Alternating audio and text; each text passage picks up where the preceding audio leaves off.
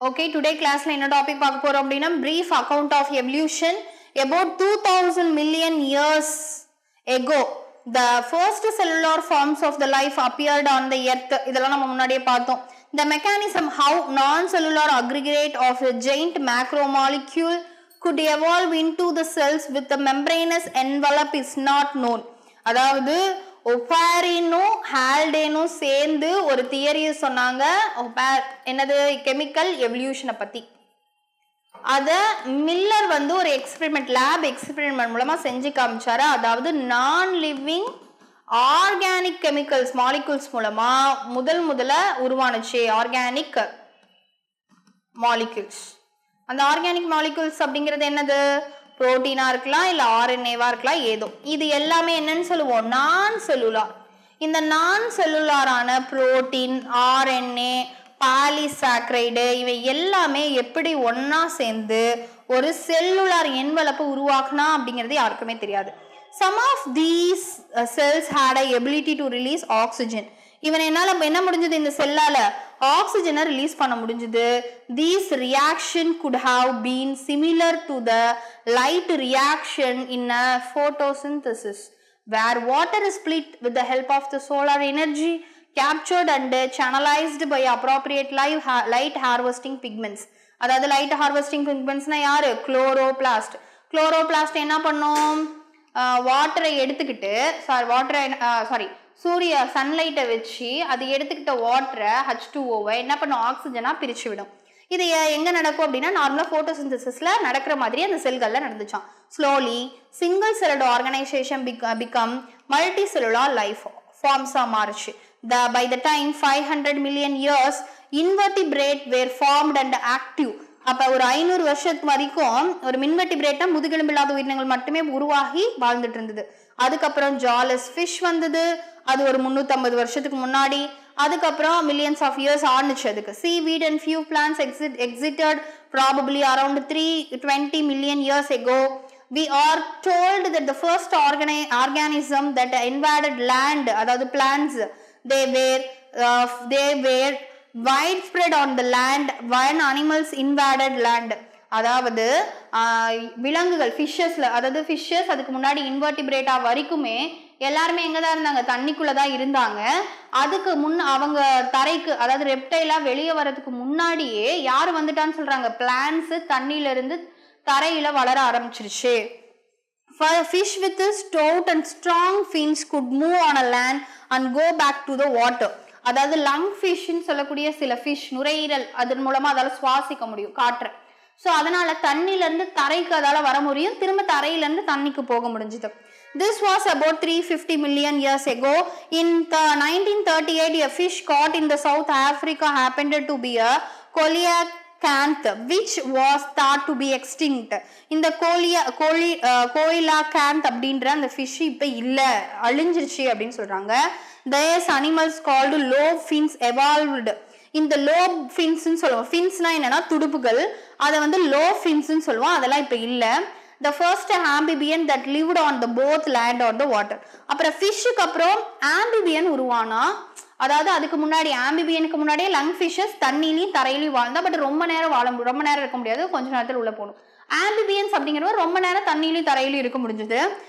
அதுக்கப்புறம் there are no specimens of the left us with. However, they were ancestor of modern day frogs and salamander. அந்த ஆம்பிபியன்ஸ்ல இருந்து தான் frock, சாலமெண்டர்ங்கிறது தவளை மாதிரியே இருக்கக்கூடிய தண்ணியிலையும் நிலத்திலையும் வாழக்கூடியது அது. The amphibians evolved into a reptiles. அவன் தான் ரெப்டைலா பரிணாமம் அடைஞ்சான். They laid the thick-shelled eggs. அவன் என்ன பண்ணா? ரெப்டைல்ஸ் தண்ணியில இருந்து ரொம்ப தூரம் நிலத்துல வாழ முடிஞ்சது. ஏன் அப்படின்னா அவன் தண்ணியை டிபெண்ட் பண்ணி இல்ல, தவளை தண்ணியை டிபெண்ட் பண்ணிருக்கு ஃபார் ரீப்ரொடக்ஷன். ஏன்னா அதோட லெக் எங்கதான் அது லே பண்ணணும்? தண்ணி இருக்க ஏரியால தான் லே பண்ணும். ஏன்னா அதுக்குள்ள இருந்து வரக்கூடிய ஃபர்ஸ்ட் டேட்போல் லார்வா தண்ணிக்குள்ளதான் உயிர் வாழும். அதனால ரெப்டைல்ஸ்க்கு அப்படி இல்லை. அதனால தண்ணியை விட்டு ரொம்ப தூரம் போனா ஷெல்டு எக்கா வச்சான், உருவாக்குனா. என்னன்னா ஷெல்டு எக்னா ஓடுடைய முட்டைன்னு சொல்லுவோம். ஏன்னா வெயில் எவ்வளவு பட்டாலும் உள்ள எக்குள்ள இருக்கிறது என்ன ஆகாது? எவாபரேட் ஆகாது. Which do not dry up in the sun unlike those of the amphibians. ஆனா amphibians என்னது? இப்படி ரவுண்டா சும்மா இப்படிதான் இருக்கும், அதுல எந்த ஒரு ஓடு இருக்காது, அது சன்னால ட்ரை அப் ஆயிடும். Again, we only see their modern day descendants, the turtles, tortoises and crocodiles in the next 200 million years. So reptiles of different reptilesலயே கொஞ்சம் கொஞ்சமா டிஃப்ரெண்ட் நடந்து அதோட ஷேப் அண்ட் சைஸஸ்லாம் மாறுச்சு. அப்போ அந்த ரெப்டைல்ஸ் என்ன பண்ணா எர்த்தை டாமினேட் பண்ண ஆரம்பிச்சான். யாரு? டைனோசர்ஸ். அந்த மாதிரி ஜெயின் ஃபர்ன்ஸ், அதாவது டெரிடோஃபைட்ஸ்ன்னு சொல்லுவோமா, ஃபர்ஸ்ட் ஆல்கே இருப்பான், அதுக்கப்புறம் ஃப்ரையோஃபைட்ஸ், அந்த ஃப்ரையோஃபைட்ஸ்க்கு அப்புறம் தான் டெரிடோஃபைட்ஸ். இவன் தான் நிலத்துல வாழ்ந்த முதல் தாவரங்கள். வேர் present but they are fell to form coal deposits slowly. அதுக்கப்புறம் அவன் கொஞ்சம் கொஞ்சமா என்னன்னா அப்படின்னா ரெப்டைல்ஸ் வாழ்ந்த காலத்துல கொஞ்சம் கொஞ்சமா மண்ணுல புதைஞ்சி கோலா மாறினா, நிலக்கரியா மாற ஆரம்பிச்சான். Some of these lands reptiles went back into the water to evolve into fish like reptile probably 200 million years ago. சில ரெப்டைல்ஸ் என்ன பண்ணுச்சு அப்படின்னா திரும்ப தண்ணிக்குள்ளேயே போயிட்டு ஃபிஷ்ஷா மாறிடுச்சு. அதாவது யாரு? இத்தியோசோரஸ், அதாவது தண்ணிக்குள்ளேயும் வாழக்கூடிய ஒரு ரெப்டைல். இது ஒரு டைனோசர் வகை தான், இச்சியோசோரஸ்.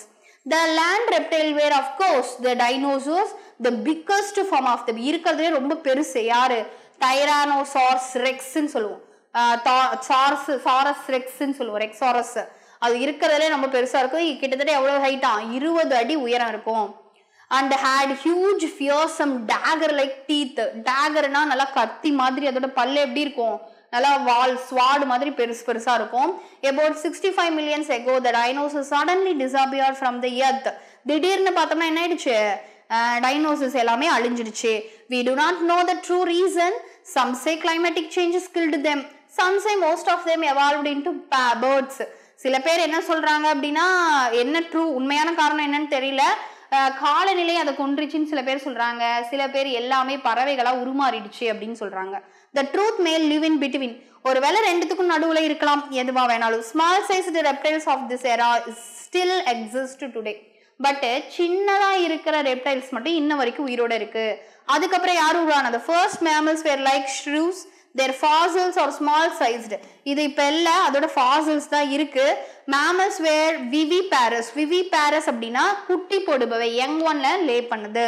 and protected their unborn young inside the mother's body. அதாவது குழந்தைய வந்து வயிற்றுல வச்சு பாதுகாக்கிறது, அததான் viviparous இல்ல mammals சொல்லலாம். mammals were more intelligent in the sensing and avoiding danger at loss.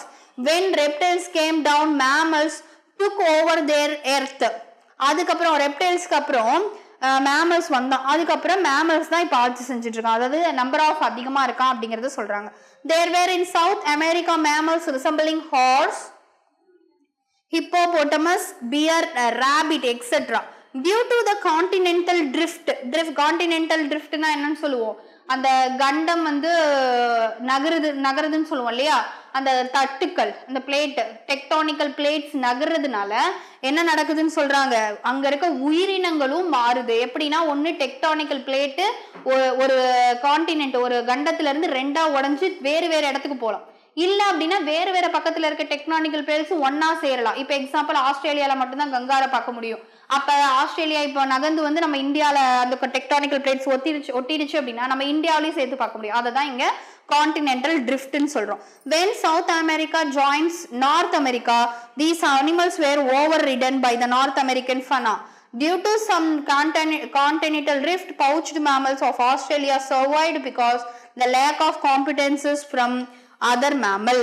அதாவது அந்த நார்த் அமெரிக்கா, சவுத் அமெரிக்கா அட்லஸ்ல பார்த்திருப்போம், அது முன்னாடி அமெரிக்காண்டு ஒரே கண்டமா தான் இருந்திருக்கும். டியூ டு த கான்டினென்டல் ட்ரிஃப்ட்னால நார்த் அண்ட் சவுத்தா பிரிஞ்சிருச்சு. ஸோ பிரிஞ்சதுனால தான் என்ன சொல்றாங்க, சவுத் அமெரிக்கால அந்த மேமல்ஸ், பவுச்டு மேமல்ஸ்ன்னு சொல்றது, இந்த மார்சுபியல்னு சொல்லுவோம் இல்லையா, அவனால உயிர் வாழ முடியுது, மற்றவனோட அதிகமா இல்ல காம்படிஷன் இல்லாதனால. Least we forget some mammals live wholly in water. whales, dolphins, seals and sea cows are examples. சில மேமல்ஸ் தண்ணிக்குள்ளேயும் வாழுது. யாருன்னா வேல்ஸ், திமிங்கலம், டால்பின்ஸ், சீல் அப்படிங்கிறது கடல் பசு, சீல்னா கடல் நாய், இதெல்லாம் வாழுது. some example. so evolution of the horse, elephant, dog, etc. are special stories of evolution. அதாவது இதெல்லாம் ரொம்ப பெரிய ஸ்டோரி, இவங்களாம் எப்படி உருவானாங்க அப்படிங்கிறது. You will learn about these in the higher classes. The most successful story in the evolution of man with language skills and self consciousness அந்த இப்போ நம்ம யாரை பத்தி பார்க்க போறோம்னா எப்படி ஒரு மேன் உருவானோம் அதை பத்தி பார்க்க போறோம். A rough sketch of the evolution of the life forms, their times on the geological scale are indicated in. இப்போ நம்ம அந்த geological scales தான் பார்க்க போறோம். ஃபர்ஸ்ட் என்ன கொடுத்திருந்தா அப்படின்னு பார்த்தோம்னா டைனோசர்ஸை பத்தி நம்ம பார்த்தோம் இல்லையா. இப்போ இங்க என்ன கொடுத்திருக்காங்க அப்படின்னா தாவரங்களை பத்தி கொடுத்திருக்காங்க. ஃபர்ஸ்ட் என்னென்ன பீரியட் எரா இருந்துச்சு அப்படின்னா Palaeozoic era, Mesozoic era, Cenozoic era இதெல்லாம் இருக்கு.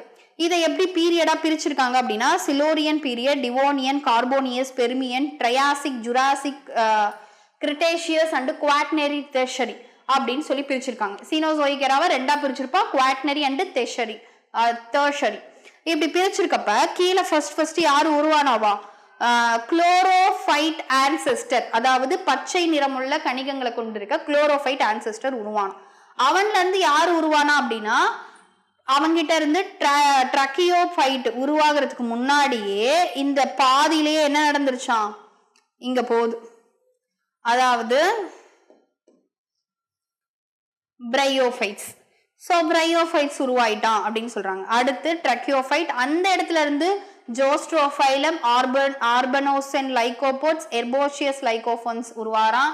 அடுத்து ரைனியேடைக் பிளான்ஸ் உருவாகிறதுக்கு முன்னாடியே அடுத்து ஸ்பெனோசோயிட்ஸ், அதாவது ஹார்ஸ்டெயில்ஸ், யூக்யூசிட்டம்னு சொல்லுவோம்ல அவன் உருவாயிட்டான். அடுத்து பைலோஃபைட்டான் உருவாரா. அவன்ல இருந்து தான் இந்த ஃபர்ன்ஸ், ஜிங்கோஸ், கார்னிஃபெரஸ், நீட்டம், அப்புறம் சைகாட்ஸ், அடுத்து ப்ரோஜெம்னோஃபோர்ஸ், ஜிம்னோஸ்போமுக்கு முன்னாடி அப்ப சீடு உருவாகுது. அதுல ஆன்ஜியோஸ்போம் உருவாரா, அதுல மோனோகாட்டிலிடன் டைகாட்டிலிடன் 2 உருவாகுறான் அப்படின்னு சொல்லிட்டு இங்க ஜியாலஜிக்கல் பிளான்ட்டுக்கு இங்க சொல்லியிருக்காங்க. அடுத்து பார்த்தோம் அப்படின்னா இது அனிமல்ஸ்க்கு இங்கேயும் இங்க என்ன பண்றாங்க அப்படின்னா எராவை பிரிக்கிறாங்க. என்னவா பிரிச்சிருக்காங்க அப்படின்னா ஃபர்ஸ்ட் யாரு பீரியட்ஸா தான் இங்க பிரிச்சிருக்காங்க. டெர்ஷரி பீரியட், அதாவது கார்போனிஃபெரஸ் பீரியட், பெர்மானியன், தெராசிக், ஜுராசிக் இவெல்லாம் என்ன பீரியட்னு சொல்லுவோம் மீசோசோயிக் எரா அப்படின்னு சொல்லுவோம். கிரிட்டேஷியஸ், அப்புறம் டெர்ஷரி, குவாட்னரின்னு பிரிச்சுட்டான். முதல்ல இங்க யாரு உருவாயிருக்கா அப்படின்னா எர்லி ரெப்டைல் உருவாயிருக்கலாம் அப்படின்னு சொல்றாங்க. ரெப்டைல்ல இருந்து தான் இங்க பாக்குறோம். இவன் எக்ஸ்டின் ஆறப்ப இவன் சாரோப்சிட்ஸா உருவாரான். அந்த சாரோப்சிட்ஸ் யார உருவாக்குது பெலிகோசாரஸ் இவனும் இல்ல, தீகோடன்ஸ் இவனும் இல்ல, திராப்சிட்ஸ் இவனும் இல்ல. அப்ப இவங்கள்ல இருந்து யாரு உருவானா அப்படின்னா டர்டல்ஸ், லிசார்ட்ஸ், ஸ்னேக்ஸ், டூட்டாரஸ், அடுத்து குரோக்கடைல். அந்த குரோக்கடைல் யாரு ரெப்டைல்ல இருந்துதான் யார் உருவாயிருப்பா இந்த டைனோசர்ஸ். அதுதான் மீசோசோயிக் எராவை எக்ஸ்டின்ட் ஆயிடுச்சு, அதாவது ஜுராசிக் பீரியடுக்கு அப்புறம் கிரிட்டேஷியஸ்ல எக்ஸ்டின்ட் ஆயிருக்கும். அவன்ல இருந்துதான் பேர்ட்ஸ், ஏன்னா ஆர்கியோப்டெரக்ஸ் இவங்க 2 பேத்துக்கும் கனெக்டிங் லிங்க், பேர்ட்ஸ் உருவாயிருப்பான். ஸோ அடுத்து இவங்கிட்ட இருந்துதான் சைனாப்சிட்ல இருந்துதான் மேமல் உருவாயிருப்பான் அப்படின்னு சொல்றாங்க. அதாவது ரெப்டைலுக்கும் மேமலுக்கும் ஒரு காமன் லிங்க் தான் பாருங்க. இந்த இடத்துல 2ஆ பிரிவான், அப்புறம் இங்க நடுவுல வந்து ஏவ்ஸ் வரும். ஸோ இதுதான் ஜியாலஜிக்கல் பீரியட்ஸ்ன்னு சொல்லிட்டு வெர்டிப்ரே அண்ட் பிளான்ஸ்க்கு நம்ம பார்த்துட்டோம். லாஸ்டா முக்கியமான டாபிக் என்ன அப்படின்னு பார்த்தோம்னா evolution of man, origin and evolution of man அப்படிங்கிறதான் ரொம்ப முக்கியமான டாபிக்.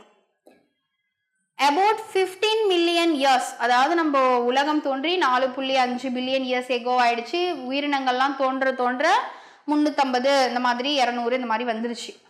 இவங்கெல்லாம் தோன்றதுக்கு அப்புறம் ஜஸ்ட் 15 மில்லியன் இயர்ஸ் எகோ அப்பதான் மனுஷன் தோன்றான். பிரைமேட்ஸ், நாட் மனுஷன், பிரைமேட். அவனை ட்ரையோபித்திகஸ் அப்படின்னு முதலா தோணுன அதாவது குரங்கு போல இருப்பான். மங்கீஸ் சொன்னோம்ல அந்த குரங்கு போல இருப்பான், அவனை ட்ரையோபித்திகஸ் அப்படின்னு சொல்லணும். இன்னொருத்தர் ராமோபித்திகஸ், அவங்க வெவ்வேறு இடத்துல இருப்பாங்க, வேற எக்ஸிஸ்டிங். இவங்க 2 பேர் தான் 15 மில்லியன் வருஷத்துக்கு முன்னாடி இருந்தாங்க. They were hairy, நல்லா முடியா இருந்தது, walked like gorillas and chimpanzees, குரங்குகள் மாதிரி தான் நடந்தான். ராமோபித்திகஸ் அப்படிங்கிறவன் one of the man like, while Dryopithecus was more ape like. Rama அப்படின்னா கொஞ்சம் மனுஷ மாதிரி இருந்தான் பார்க்க. இந்த ட்ரையோ அப்படிங்கிறவன் குரங்கு மாதிரி தான் இருந்தான், அதாவது மனித குரங்கு, ஏப். Few fossils or man-like bones have been discovered in Ethiopia and Tanzania. இந்த 2 இடத்துல பார்க்க முடிஞ்சது. These revealed hominid features. இவங்க எல்லாத்தையும் பிரைமேட்ஸ் என்னன்னு சொல்லுவோம், ஹோமினிட்ஸ் அப்படின்னு சொல்லுவோம். Leading to the belief that about 3 to 4 million years ago, man-like primates walked in Eastern Africa, they were probably not taller than the 4 feet but walked upright. அவனால என்ன பண்ண முடியுமா, நல்லா டாலர், அதாவது அந்த அளவுக்கு டாலாலாம் இல்ல, ஒரு 4 அடி தான் இருந்தான், பட் நல்லா நேரா நிமிர்ந்து நடக்க முடிஞ்சிச்சு. அதாவது ஃபர்ஸ்ட் குரங்கு போல நடந்துட்டு இருந்தான், அதுக்கப்புறம் ஒரு 4-3 வருஷத்துக்கு மில்லியன் இயர்ஸ்க்கு எபோ கொஞ்சம் நேரம் நடக்க ஆரம்பிச்சான். அதுக்கப்புறம் 2 மில்லியன் இயர்ஸ் எகோ ஆஸ்ட்ரோபிதிகன்ஸ், அந்த ராமாபிதிகஸ்க்கு அப்புறம் வரக்கூடியவன் யாரு, ஆஸ்ட்ரலோபிதிகன்ஸ் சொன்னாங்க. ஏன்னா இவன் ஆஸ்திரேலியா அந்த மாதிரியான இடத்துல தான் கண்டுபிடிச்சிருப்பாங்க. ஸோ ஆஸ்ட்ரோபிதிகன்ஸ் இவங்க பார்த்தோம்னா ஈஸ்ட் ஆப்பிரிக்கா கிராஸ்லேண்ட்ஸ்ல வாழ்ந்தாங்க. Evidence shows they hunted with stone weapons but essentially ate fruit. இவங்கெல்லாம் வந்து கிடைக்கிற விலங்குகள், அதெல்லாம் சமைக்காத கறிகள் அதெல்லாம் சாப்பிட்டுட்டு இருந்தாங்க. அதுக்கப்புறம் அந்த ஆஸ்ட்ரோபிசிகன் ஈஸ்ட் ஆப்பிரிக்கால இருந்தாலும் வெப்பன்ஸ் வச்சிருந்தான், ஸ்டோன் வெப்பன், கல்லால செதுக்கிற வெப்பன். அது மட்டும் இல்லாம ஃப்ரூட்ஸை சாப்பிட்டான். Some of bones among the bones discovered were different. அங்க கண்டுபிடிக்கப்பட்ட எலும்புகள்லாம் வெவ்வேறு மாதிரியா இருந்தது. This creature was called first human like being. The hominid was also called Homo habilis. So இவனுக்கு அப்புறம் பார்க்க ஒரு மனிதன் மாதிரியே இருந்தான். அதனால இது என்னன்னு சொன்னாங்கன்னா ஹோமினிட், அதாவது ஹோமோ ஹேபிலிஸ். ஆஸ்ட்ரலோபிதிகன்ஸ்க்கு அப்புறம் ஹோமோ ஹெபிலிஸ் வரும். The brain capacities were between 650 to 800 cc. அதாவது 600ல இருந்து ஸ்டார்ட் ஆயிருக்கு. இங்க சிசிங்கிறது கெப்பாசிட்டி, கிரேனியல் கெப்பாசிட்டின்னு சொல்லுவோம். பிரெயின் அப்படின்னா அதோட அளவை நம்ம என்னன்னு சொல்லுவோம், cranial capacity. They probably did not eat meat. Fossils discovered in Java in 1891 revealed the next stage, Homo erectus. Java அப்படின்னா இவனை ஜாவா அப்படின்ற வார்த்தை வந்தாவே என்னது, ஹோமோ எரக்டஸ். நல்லா நேரா நிமிர்ந்து நடக்க ஆரம்பிச்சிட்டான், அதனால இவனை எரக்டஸ்ன்னு சொன்னோம். ஹோமோ ஹெபிலிஸ்க்கு அப்புறம் ஹோமோ எரக்டஸ். இவன் எப்போ வந்தானா 1.5 மில்லியன் இயர்ஸ் எகோப்போ வந்திருக்கான். அந்த ஹோமோ எரக்டஸோட கெப்பாசிட்டி, பிரெயினோட கெப்பாசிட்டி எப்படி இருந்துச்சுன்னா 900 சிசி வரைக்கும் இருந்துச்சு. அதாவது இம்ப்ரூவ்மெண்ட் ஆகுது. ஹோமோ எரக்டஸ் ப்ராபபிளி மீட், அதாவது அவன் என்ன சாப்பிட்டான், ஏட் மீட்டை சாப்பிட்டான். யாரு, ஹோமோ எரக்டஸ். அதுக்கப்புறம் தான் நியாண்டர்தால் மேன் வந்தான். with a brain size 1400 cc, lived near the east and central Asia between 1 lakh to 4,000 years back. They used hides to protect their body and buried their death. அதாவது அவங்க உடலை மறைக்கிறதுக்கு இலைகளை எல்லாம் பயன்படுத்துவாங்க. அப்புறமே இறந்தவங்களை புதைக்க ஆரம்பிச்சான். யாரு, நியாண்டர்தால். அதுக்கப்புறம் தான் Homo sapiens in African moved across the continents and developed into distinct races.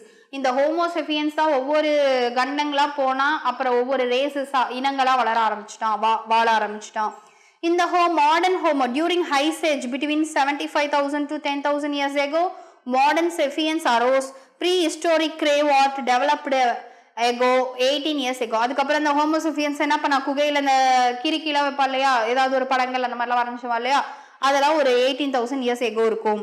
One such cave paintings by prehistoric humans can be seen at Bhimbetka rock. எங்க இருக்குன்னா மத்திய பிரதேசத்துல இருக்கு, ரஷ்யன் டிஸ்ட்ரிக்ட்ல மத்திய பிரதேசத்துல இருக்க பிம்பெட்கா ராக்கு ஒன்னு இருக்கு. அங்க வந்து அந்த காலகட்டத்தில் வாழ்ந்த மனிதர்களால வரையப்பட்டது இருக்கு. Agriculture came around 10 years back and human settlement started. The rest of the what happened as the part of the human history's growth and decline of civilization. அப்ப கொஞ்சம் கொஞ்சமா என்ன பண்ணா, ஹியூமன் ஹிஸ்டரி கொஞ்சம் கொஞ்சமா வளர்ந்தது. அப்புறம் சிவிலைசேஷன், நாகரிகம், கலாச்சாரம்னு சொல்லுவாலே அந்த மாதிரி வாழ ஆரம்பிச்சாங்க அப்படின்னு சொல்றாங்க. இதுல பார்த்தோம் அப்படின்னா இப்ப நம்ம இந்த லெசன்ல இதோட முடிக்க போறோம். ஸோ இதுல வந்து இந்த பிரெயின், இந்த போனோட கம்பாரிசன் தான் பார்க்க சொல்றாங்க. மனிதனோடது அதோட எலும்புகள் எப்படி இருக்கு அப்படின்னா இந்த மாதிரி இருக்கு. அதாவது ஜா இந்த மாதிரி இருக்கு. ஃபோர் ஹெட் பாத்தீங்கன்னா நல்லா கீழாவும் இருக்கு. இந்த பெரைட்டல், இது ஆக்சிபிட்டல்லாம் சொல்லுவோம் இல்லையா, போனு, அதெல்லாம் பார்க்க நல்லா ரவுண்டடா இருக்கு. ஆனா இவருதுல பார்த்தோம்னா நல்லா இதா இருக்கு. எப்படி இருக்குன்னா ஒரு ஓவல் ஷேப்ல இருக்கு. ஃபோர் ஹெட் முன்னாடி நல்லா இருக்கு. அப்புறம் ஜா வந்து என்ன இருக்கு, நல்லா வெளிநோக்கி இருக்கு. மேல் தாடை, அதாவது மேக்ஸிலா மேண்டிபிள், இது ரெண்டுமே நல்லா வெளியே தெரியுது. இது நமக்கு நல்லா ஃபிளாட் ஹேண்டடா இருக்கும்.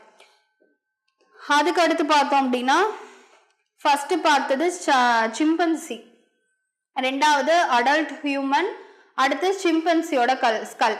அதாவது comparison of the skulls of the adult modern human being, baby chimpanzee and adult chimpanzee. இங்க பார்த்தா பேபி சிம்பன்சி இது பார்த்தோம், மோரல்லஸ் ஓரளவுக்கு பரவாயில்ல. இதுவே அடல்ட் பார்த்தோம் அப்படின்னா நல்லாவே ஸ்கல்ல டிஃப்ரென்சஸ் தெரியுது, இந்த ஜா நல்லா ப்ரொட்ரூடடா இருக்கு அப்படின்னு சொல்றாங்க. ஸோ இப்போ இதுல என்னென்ன பார்த்துருக்கோம் அப்படின்னு பார்த்தோம்னா, ஃபர்ஸ்ட் பார்த்தோம் அப்படின்னா ஹோமோ பித்திக், இந்த ஹியூமன்லேயே ஃபர்ஸ்ட் யார் வரா, ட்ரையோபித்திகஸ் வரா, ட்ரையோபித்திகஸ். இவனுக்கு அடுத்து வந்தது யாரு, ராமாபித்திகஸ். அதாவது இவன் தான் கொஞ்சம் மேன் மாதிரி இருந்தான், இதுக்கு முன்னாடி இருக்கவன் ஏப் லைக். அதுக்கப்புறம் வந்தவன் தான் ஆஸ்ட்ரலோபித்திகஸ், ஆப்பிரிக்கால இருந்திருப்பான். இந்த ஆஸ்ட்ரலோபித்திகஸ் அப்படின்றவனுக்கு அப்புறம் யார் வந்திருப்பா அப்படின்னா ஹோமோ ஹெபிலிஷ். இவனுக்கு தான் நம்ம என்னன்னு சொல்லுவோம், பிரெயின் வந்து 650 இருந்து 800 சிசின்னு சொல்லுவோம். ஹோமோ ஹெபிலிஸ்க்கு அப்புறம் ஹோமோ எரக்டஸ். ஹோமோ எரக்டஸ் ஆனதுக்கு அப்புறம் இவனை ஜாவா அப்படின்னு சொல்லலாம். ஹோமோ எரக்டஸ் ஆனதுன்னா இவனோட கெப்பாசிட்டி இன்க்ரீஸ் ஆயிடுச்சு. ஹோமோ எரக்டஸ்க்கு அப்புறம் யார் வந்தா, ஹோமோ சேபியன்ஸ். ஸோ இந்த மாதிரி வழி வழியா நிறைய பரிணாமங்கள் ஏற்பட்டுதான் எப்படி யார் உருவாயிருக்கான்னு சொல்றாங்க, மனிதர்கள். சாரி, இவங்க ஹோமோ எரக்டஸ்க்கு அப்புறம் யார் வருவா அப்படின்னா நியாண்டர்தால். ரொம்ப முக்கியம் நியாண்டர்தால். ஏன்னா இவங்க தான் என்ன பண்ணியிருப்பான் அப்படின்னா இவனோட பிரெயின் கெப்பாசிட்டியும் அதிகம். எவ்வளோ அப்படின்னு பார்த்தோம்னா 1400. ஸோ இவனுக்கு அடுத்து வந்த இவன்லேயும் நல்லா 1400 எபோ 1400 to 1600 வரைக்கும் இருக்கும். ஸோ நியாண்டர்தால் தான் முதல்ல என்ன பண்ணா அப்படின்னா ப்ரொடெக்ட் தேர் பாடிஸ் அண்டு என்ன பண்ணா, இறந்தவங்களை புதைக்க ஆரம்பிச்சான். அதே போல ஆஸ்ட்ரோபித்திகஸ் என்ன பண்ணா அப்படின்னா ஸ்டோனால செய்யப்பட்ட கருவிகள் வச்சிருந்தான் அப்படின்னு சொன்னாங்க. ஸோ இப்படி எவல்யூஷன் அப்படிங்கிறது ஒரு நான் மெம்பரைன் செல்லில் ஆரம்பிச்சு அப்புறம் விலங்குகள்ல வெர்டிபிரேட்டா ஃபர்ஸ்ட் இன்வெர்டிபிரேட்டா வெர்டிபிரேட்டான்னு அதுல கடைசியா கிளாஸ் மேமல்ஸ்ல முடிஞ்சிருக்கு. அதுல காம்ப்ளெக்ஸான உயிரினம் நம்ம மனிதர்கள் தான் அப்படின்னு சொல்லிட்டு இந்த கிளாஸ் இதோட முடியுது. இந்த லெசன் நல்லா தரவா படிக்கணும். ஏன் அப்படின்னா நிறைய இயர்ஸும் அப்புறம் அந்த சீக்வன்சஸும் இருக்கு. இதை நல்லா படிச்சா மட்டும்தான் எழுத முடியும். Okay, thank you. நெக்ஸ்ட் கிளாஸ்ல பார்ப்போம். Future Vision Study Center, SKS Hospital Road, opposite to Hotel Lakshmi Prakash, near New Bus Stand, Salem. Cell 90420 30163.